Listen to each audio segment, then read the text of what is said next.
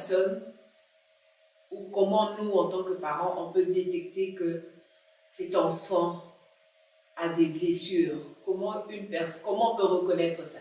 Y a-t-il des symptômes?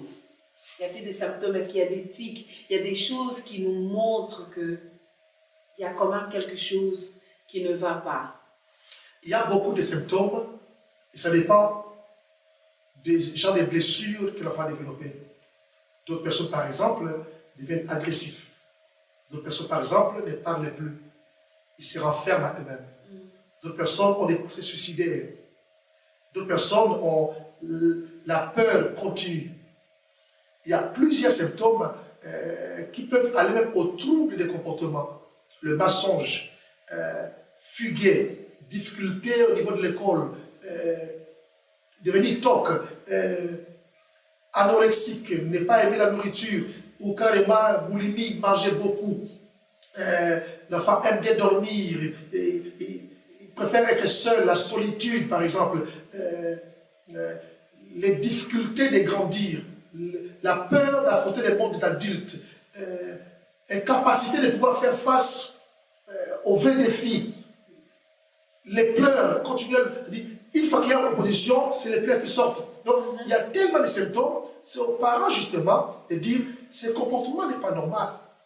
Parce que l'enfant, de 0 à 6 ans, il a l'énergie.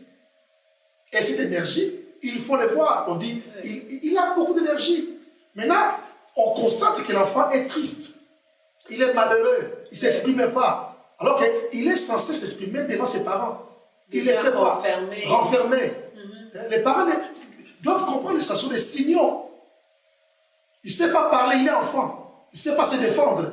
Donc, du coup, il emmagasine, il avale tout ça, il stocke tout ça dans son cœur.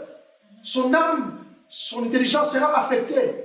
Ce n'est pas qu'il est bête, mais il y a un court-circuit. Ça va impacter négativement sa capacité de réfléchir. Il va commencer à se projeter la vie des autres. Il sera complexé. Il va se comparer aux autres. Les parents doivent déjà détecter les signaux et donner les médicaments appropriés, qui est quoi?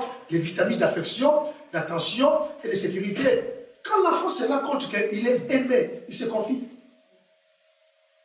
Pourquoi ils vont aller se confier ailleurs? Parce que les parents sont absents. Mais si les parents sont présents, ils se confient directement, il n'y a pas de tabou. Donc, c'est aux parents de détecter les signaux.